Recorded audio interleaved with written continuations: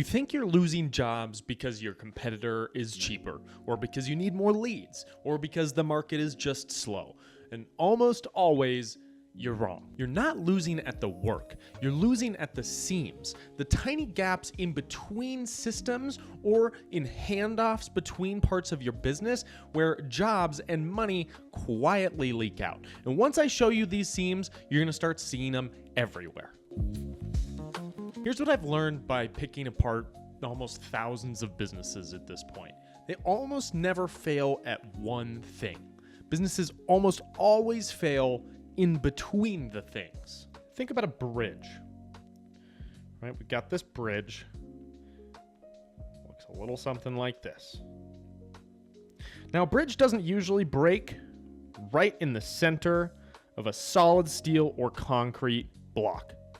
Bridges usually break in the seams, in between those solid concrete blocks. Your business is the same. The work itself, the thing you're genuinely great at, that's the solid part. That's the part that holds. It's the handoffs that leak. It's the moment that call becomes a callback. It's the moment that conversation becomes a quote. The moment a finished job becomes an invoice. Every one of those is a seam, and every seam is a place where money can slip through the cracks. You're not bad at business. You've just got gaps in between the steps. No one's minding the gaps. So let me walk you through your business, from me being a complete stranger to an avid customer, and point out all the seams along the way.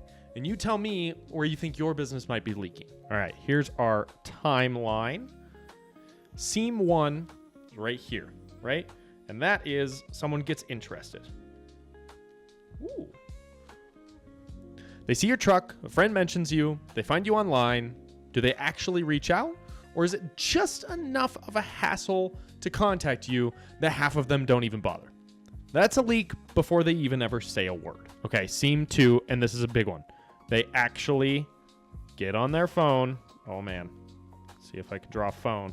Yes, it's an old Nokia style phone. My ideal version of myself lives in the 90s. They reach out. How fast do they hear back? If a lead calls or texts and it sits for a few hours, they're not waiting on you. They've already contacted the next guy. The job didn't go to whoever was best.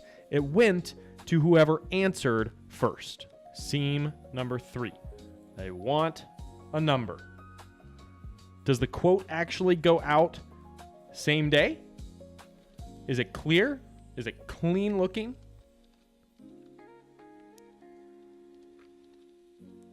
Or is it stuck in your head and your truck for a week while they cool off and call someone else? Seam number 4, you actually sent the quote. And then what? Most owners send it and then they wait. And then the job quietly goes to the competitor who actually checked back in. You know, how's it going? The follow-up is where the money is, and that's the step that everyone skips. All right, we're going to move this down because we need to keep this rolling. Here we go. Seam number 5. You did the work. It's beautiful. It's the most magnificent thing that's ever been built. It's the most beautiful thing that's ever been built. Does the invoice go out that day, or does it wait until you get around to it? Which means the cash waits too. Seam number 6, the invoice is out. Do you get paid on time? Or are you chasing that check for a job that you finished a month ago on a Sunday night in your spare time? And seam number 7, the one no one thinks about. The job's done, they loved it, and then you never talk to them again. Your best future customer, the one who already trusts you, you let them wander off. That's not one leak. That's every job that they'd ever sent to you again slipping out the door. Now, here's why this is so dangerous. Because each one of these little things, they feel exactly like that. They feel little, right? One missed call, one invoice that didn't go out, one estimate that lagged behind a little bit. But the truth of the matter is this happens every week, every month, every year. And if you haven't read the book Compound Effect, I would, because that's exactly what's happening here. Over time, those effects compound. You never see the leak because it never shows up as a big loss. It never shows up as a big problem.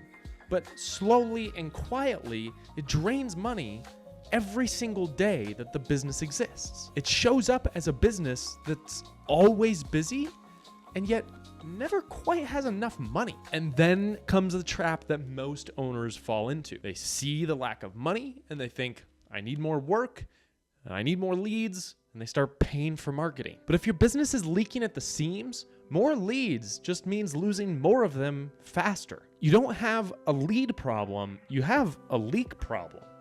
And solving the leak at the seams is the highest leverage thing you can do. And it usually costs less than ads do. So here's your homework this week. Grab a notebook and draw your business as a line and mark the point of each and every one of those seams. From total stranger all the way to paid, happy, repeat customer. Now circle each one of those seams that leaks.